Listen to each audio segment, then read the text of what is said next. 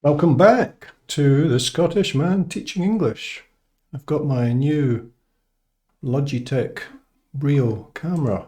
My God, it's pretty impressive. Okay, we were working on apostrophes. The second section to this is contractions. We looked at possession before, and now we're looking at contractions. So just a reminder before we get started to subscribe if you've not already done so. And if you have, thanks very much. It's appreciated. So here's contractions. This lady is in labour, about to give birth, I think. So this is one type of contraction. And she's saying, I can't push any harder. And here's the contraction, signified by the apostrophe, which we're going to get into. If you're very new to English, that was a joke. These are two completely different types of contractions. Okay, so here's two sentences. I am going to the pub with Alan, and I'm going to the pub with Alan. So in written English, if you were to see these written down, both are absolutely acceptable and perfectly correct. But I think in general speech, most people would say, I'm going to the pub.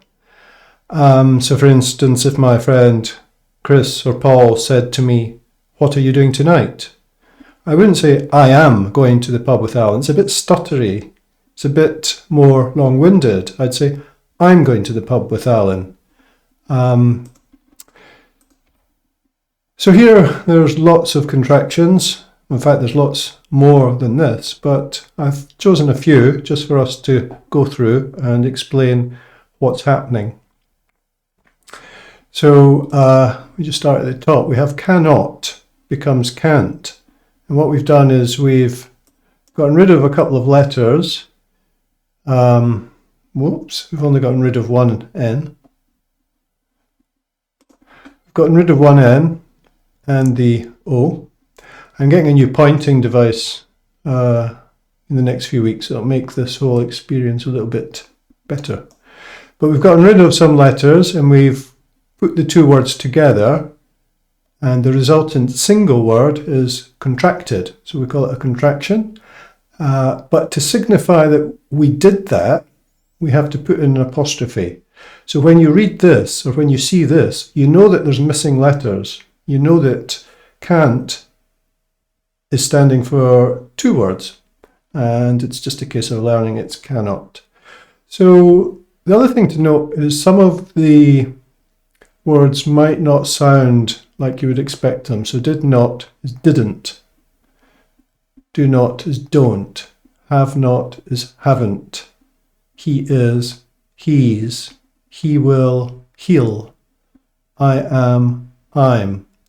This is very common, very important. You use that all the time. I'm going to the shops. I'm Scottish, etc. I have, I've. That is, that's. There is, theirs. They are, their. We will, we'll. We would, we'd. You are, you're. You had, you'd. There's lots more, but I think you get the idea. It's just a case of practicing them. And if you're writing written English, it's perfectly acceptable to use either. Unless you're actually sitting a proper English exam and they want you to use particular formats. But the important thing to note is in general speech, it's quite useful, quite common to use these contractions. So that's it for this video. I hope you enjoyed it, and I'll see you in the next one. So just a reminder that I'm Scottish. I teach English. I'm still trying to learn Spanish. Me gustan los bocarones, el pan y el vino y también dormir. But my Spanish is certainly far from intermediate. I'm still very early beginner, and I take students from all over the world. Thanks very much for listening. See you in the next one.